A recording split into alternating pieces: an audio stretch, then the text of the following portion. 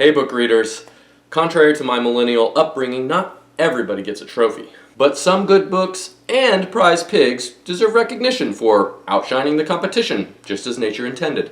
Today I'm ranking the Hugo Award winners I've read. Let's see which ones are real bores and which ones hog the spotlight. It's a callback to the pig thing.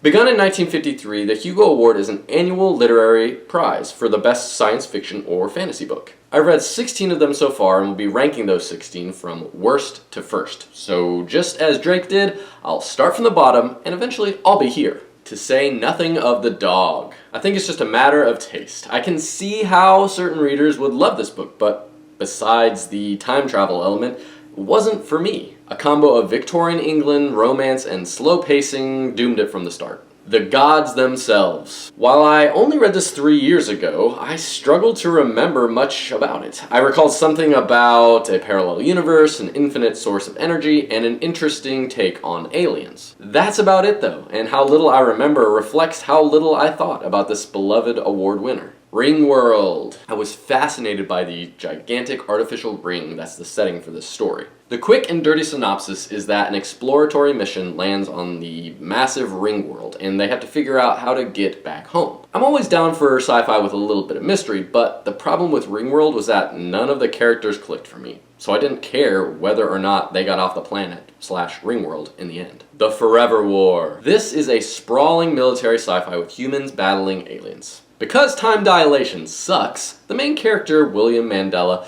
doesn't fit in with the much-changed Earth he comes home to after his first tour. So he decides to re-enlist. Time dilation sucks some more, and he finds himself vastly different from most of the other humans he's fighting with. But I won't say any more to avoid spoiling it. The reason this isn't higher up on my list is simple. I'm just not a fan of a book with lots of real estate taken up by the details of war. This book taught me that, so I owe it a debt of gratitude, I guess. The Obelisk Gate. The second book in the Broken Earth series didn't grab me as much as the first. In fact, I was so disappointed that I didn't read the final book in the trilogy. I just kind of lost interest.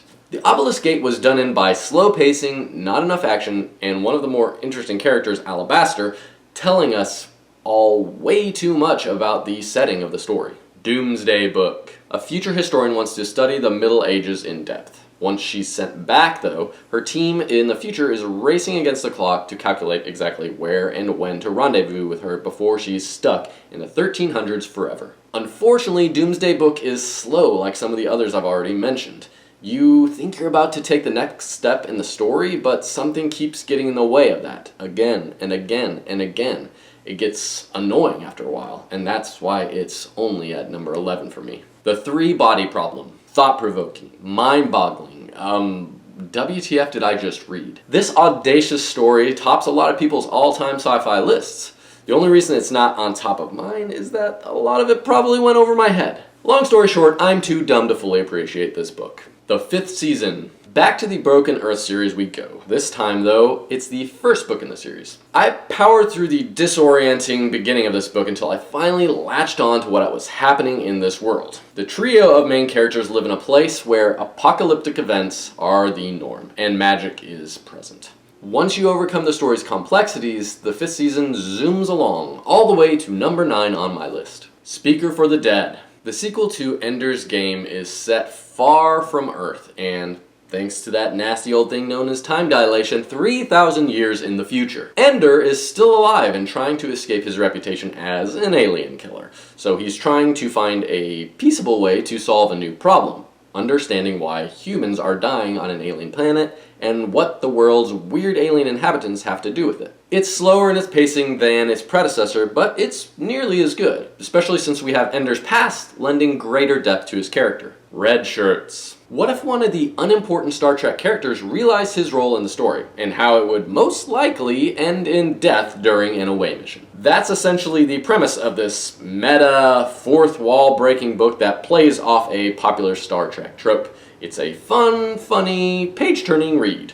Engage. Dune. Long before Timothée Chalamet and Zendaya were reimagining it on the silver screen, the sandworms, life-prolonging spice, and religious prophecies of the desert planet Arrakis were creating a heavyweight story about a chosen one. It would have been higher on my list if not for the political elements that distracted me and slowed me down a bit. Rendezvous with Rama, a book about aliens where we don't ever see the aliens. Cool concept, right? This first contact story features a colossal interstellar spacecraft dubbed Rama. The handful of characters in this story explore this gigantic craft from far, far away, but they only have a short window of time to get to the ship, get inside, and check it out. Just like the characters, you're trying to figure out the inner workings of this mysterious ship and its overall purpose. It's executed really well, letting you easily envision all the unique details of Rama.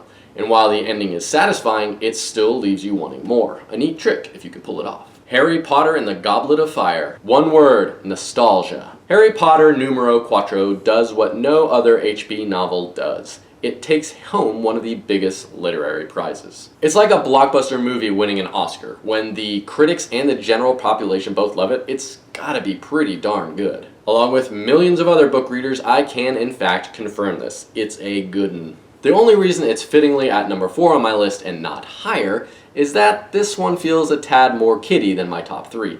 And I like to at least pretend that I am a grown-up who makes adult decisions and balances my checkbook.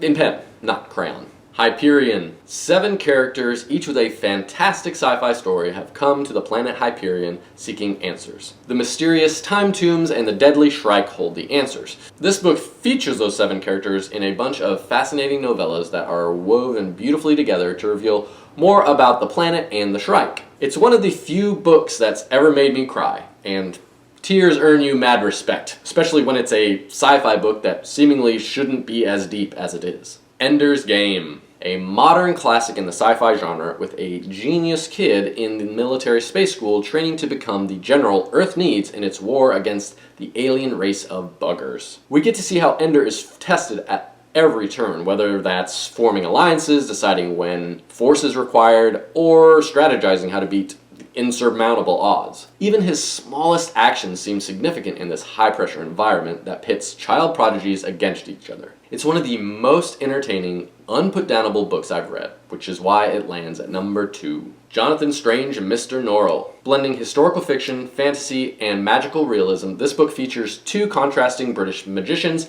in the 1800s as its main characters. They're leading the revival of magic for practical purposes. The book is subtle, methodical, and over 1,000 pages, definitely a slow burn, which isn't something I typically like, but this book fully immerses you in a unique world that's almost like our own. If you haven't read it yet, don't go in expecting long-bearded sorcerers waving wands and hurling lightning bolts at each other in a magical battle royale. It's not that type of book with magic in it. And that's why it's not everyone's cup of tea, but I just couldn't get enough of it, and that's why it lands at number 1 on my list. There you have it, the 16 Hugo award-winning novels I've read ranked from worst to first. Let me know in the comments if you agree or disagree with any of these, and remember to like and subscribe. Happy reading.